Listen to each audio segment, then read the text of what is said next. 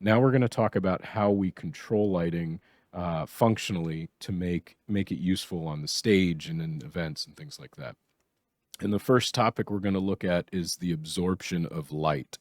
Absorption is where light is not redirected, but it's blocked. The resultant heat is produced as a byproduct. So as light hits, as it hits my hand, it is warming my hand, even though this light isn't really bright enough for me to notice it. If you put your hand in front of a tungsten light or even an LED, spotlight, you're going to notice a little bit of warmth. And what that is the photons are hitting your hand and that energy is being passed into your skin and, you feel the heat as a result. With absorption, the overall light output from a fixture is reduced in total because instead of redirecting or repositioning the light in other ways we'll talk about in a moment, that light is absorbed. So if you block, shutter off half of a fixture, you're going to end up with less light in total reaching the desired object. Examples of this include inside an ellipsoidal reflector spotlight. We talked about the source 4. There's shutters that can be used to kind of block certain parts of the light. Another fixture or accessory that we'll talk about in a moment are barn doors. There's an example of it in the top middle of your screen there on some kind of LED par. And you can see they're putting one flap in front of the fixture as it, in the different examples. And you can kind of see how that modifies the beam output. It goes from being a nice circle to being kind of a square. And this is also a good example in this picture of the downside of LED lighting in that because it's a multi-point source, it doesn't have the geometry to work with something like a barn door as effectively as a single point source of tungsten. So again, something to consider, not necessarily a deal breaker or a bad thing with LEDs. There's a whole tendency to throw anything new out the window if there's something slightly wrong with it.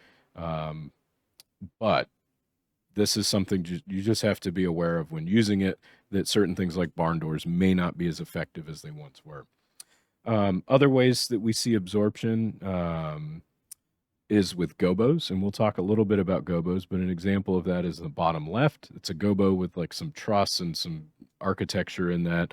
And essentially what that is it is a cutout of an image that blocks a picture of light. So what you're seeing there is the shadow that is being cast by this cutout. You also have scenery masking that can kind of shape light. You can use your set or your drapes to hide certain parts of the light that you don't want to see in the ubiquitous shadow puppet. All right, we talked about absorption. The other way that we control light is through reflection. And this is a little bit different, coming out of the tungsten age into the LED silicon age.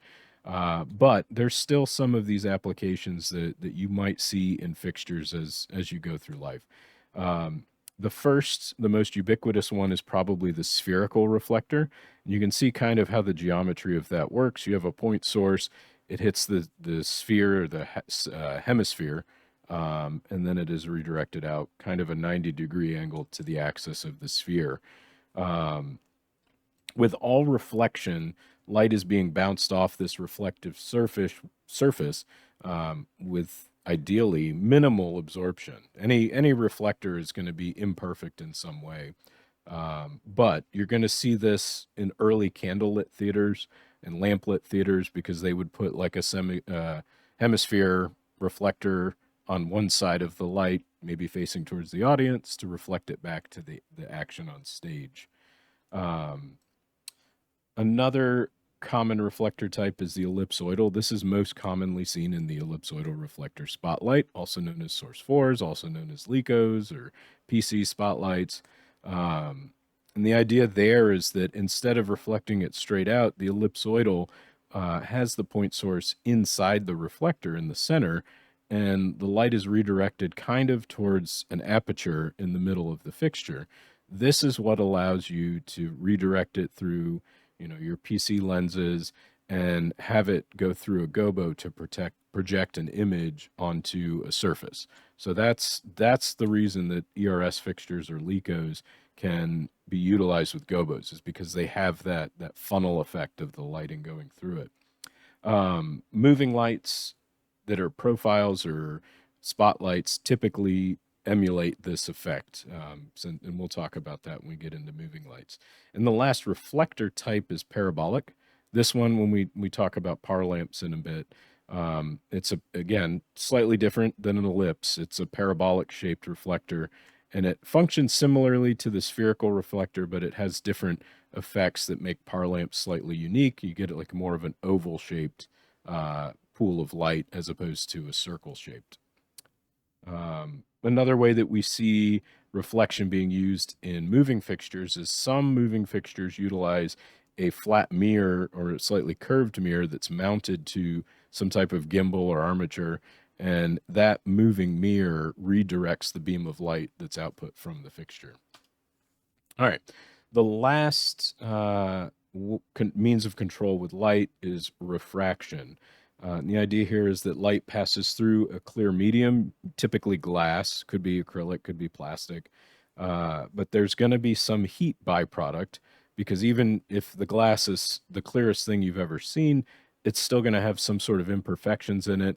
It's still going to have density. The light is going to pass through it and be bounced around. Some of it's going to be absorbed into imperfections that exist inside the glass.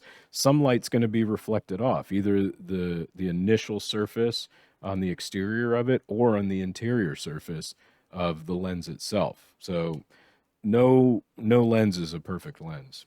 The shape of the lens affects how the light is redirected internally, and most fixtures are going to use some form of convex, has a curve out, or plano flat lenses. So the plano convex or PC lens have a flat side and a convex side, and you can see an example of an ellipsoidal fixture there. So you've got the light beams being redirected through that aperture. They hit the PC lenses, and then they go out at the angle that they're intended to go out at, depending on the design of the lenses. And because it goes through that aperture point, that's where you can place the gobo in there and then use the lenses to focus that image. And we'll get into that in a second. But let's talk real quick about Fresnel lenses. So Fresnel was this French guy that was trying to figure out how to design a better lens for lighthouses. And the idea there is that, if you take a convex lens and you want it to be this really big angle, you have to have like a massively thick lens, particularly in a lighthouse, because lighthouses are massive. The downside of that is not only is it really hard to make and move because it's glass and it's huge and heavy and it's just going to break. Once you get it into the fixture, it's so thick, the output of the light is so greatly reduced because it's traveling through all this glass.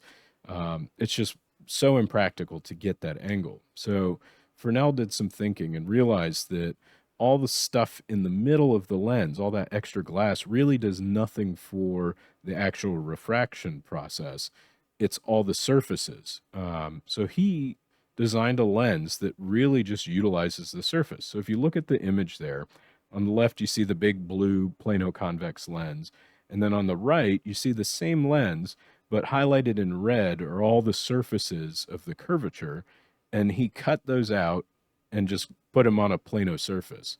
And the resulting lens has the same effect as this big PC lens, but without all of the reduction in light due to absorption or reflection. And it's been utilized for, a century almost at this point, I would think. I'd have to look him up, but I would say probably 19 or maybe the late 1800s. So I'd say at least 100 years. And these lenses are still in use today. We're going to talk about the Fresnel fixture in a moment, but I always just found that fascinating, that he was able to come to that conclusion and design a lens that solved the absorption problem. Really just neat stuff. All right, so we talked about lighting control. Let's talk about color theory. And any of you that have been in art class in school will know, that if you mix primary colors, you can get secondary colors and all that. It's the same with lighting. We sometimes use different terminology to do it, but it kind of boils down into these two different categories, additive and subtractive color mixing. Additive is mixing by adding the colors together. So LED fixtures with multiple color LEDs. You may have like a red, a green, a blue, an amber, a lime, a white. LED in one fixture. As each of those come on with different intensities, they're mixing those colors together. So if you wanted to get a magenta, you'd turn on your red LEDs and your blue LEDs, and then the total output would in fact be magenta. Subtractive is the opposite of this. It's how we get color by absorbing certain wavelengths of light. So if you start with just a white light, defining white light is somewhat tricky because we have different color temperatures of white light. There's certain color temperatures that are more orange or warm or red, and then there's color temperatures that approach blue. So in that spectrum, we'll just say like a plain Jane source 4 HPL fixture.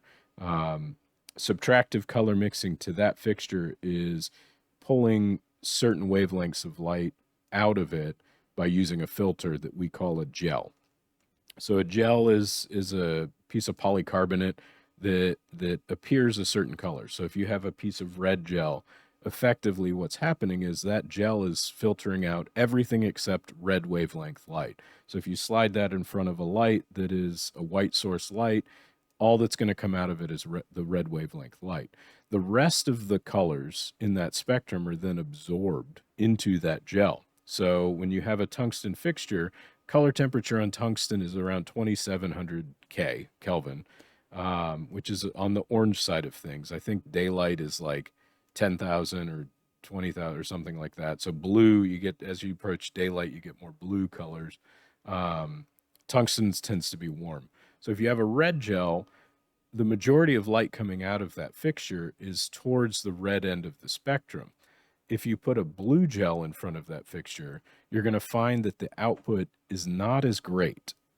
Most of the visible light coming out of that fixture is going to be absorbed by the blue gel. And the byproduct is, say it with me, heat. So what happens to that blue gel is if you have a blue gel and a red gel and two different fixtures next to each other and they both come on at the same time, over time that blue gel is going to burn through faster than that red gel because the total output of the fixture, more of it's going to be absorbed by the blue gel than by the red gel. And that's just because of the wavelength of light that's produced from that.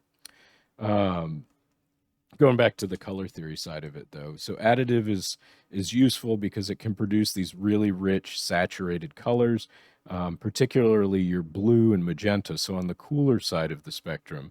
But subtractive tends to be more richer with colors that match that spectrum output of the source. So if you have a really warm source, it's going to produce really brilliant reds and ambers, which looks good on skin tones typically, which is why it was so commonly used for the stage. But your LED source that has these really intense blue LEDs are going to produce the cooler colors much more efficiently because you don't need as many of those fixtures. A classic example is Congo Blue. It's a very rock and roll color gel. You would need about 3 times as many tungsten fixtures to get a good wash of Congo Blue as opposed to like a medium red or something like that, just because so much of the total light output is reduced. If you look at the spectrographs of any gel sheet, you'll see how much of that visible spectrum is pulled out from each of the gels.